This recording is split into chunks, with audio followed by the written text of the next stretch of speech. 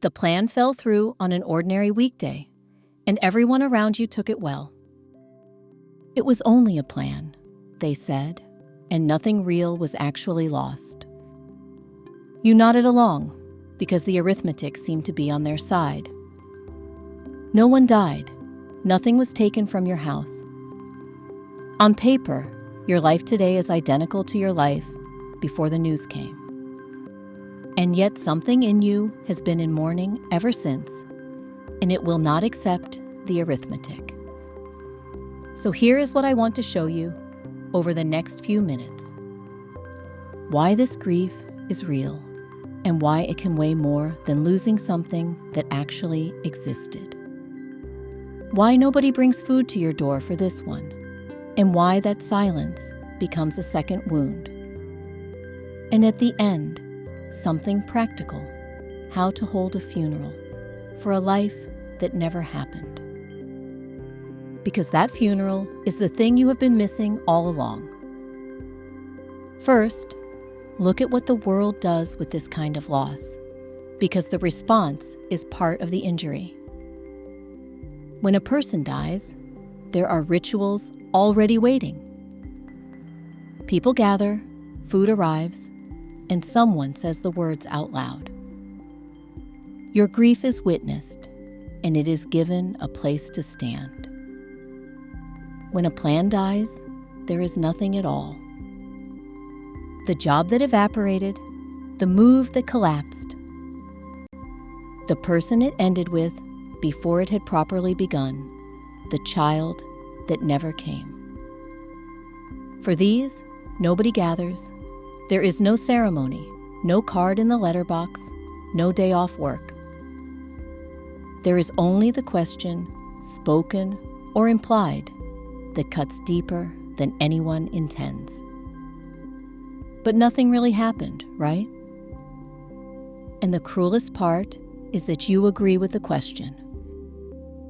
You prosecute your own grief, and you do it thoroughly. You tell yourself it is self-indulgent to mourn a thing that never existed. And so on top of the loss, you carry a quiet shame about feeling it at all.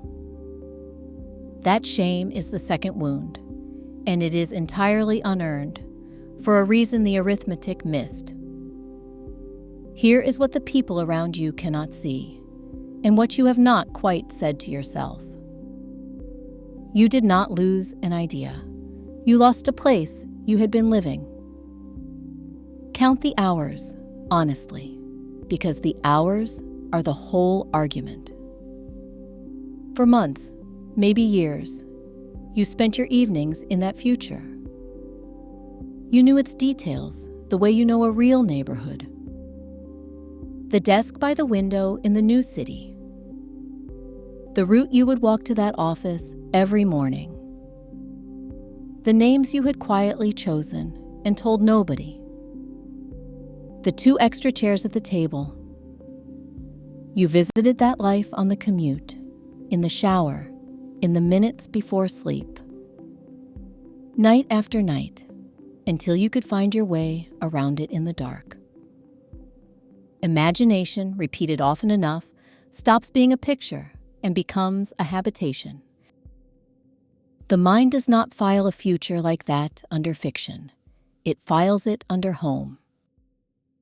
So when the plan collapsed, the world was right that reality had lost nothing.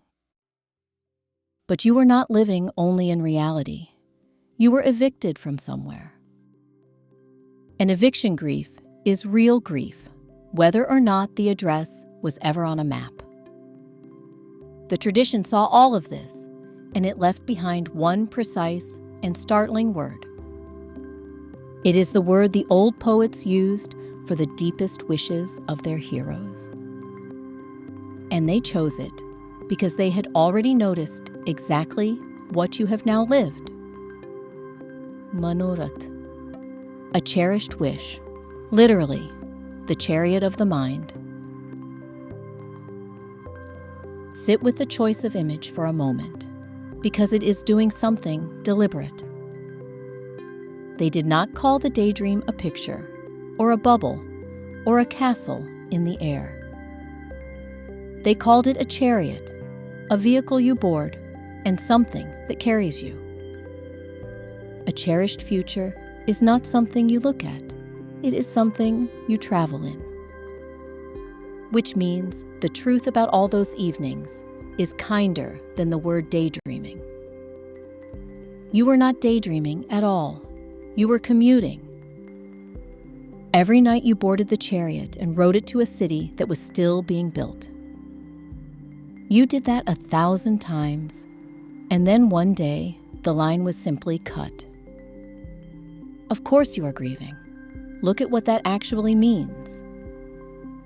You lost a place you had genuinely been 1,000 times that nobody ever saw you visit.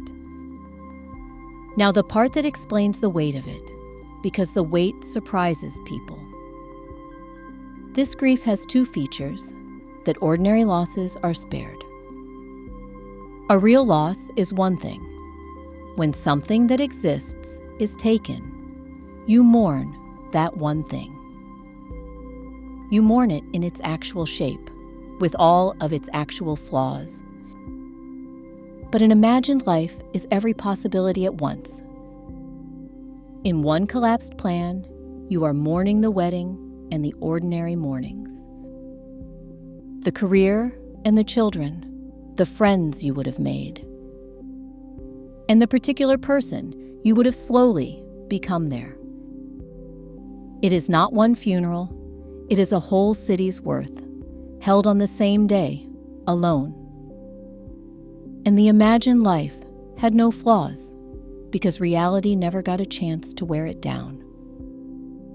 The real job would have had tedious meetings, and the real city would have had bad winters. The real version of you there would still have been tired on Thursdays. The imagined version had none of that. You are grieving something perfect. And nothing that actually exists can compete with a ghost that never had a bad day. Knowing this does not dissolve the grief, but it does explain its strange size. And it will matter later, on the day you are ready to build again. 3 things, and the middle one is the funeral. First, call it grief out loud and drop the case against yourself. The hours you spent in that life were real hours. The love you invested in it was real love, every bit of it. So the loss is a real loss, and it deserves the name, not the prosecution. When the wave comes, and it will keep coming for a while, meet it as you would any morning. This is grief. It is allowed. That one act of permission removes the second wound, which was carrying half the weight.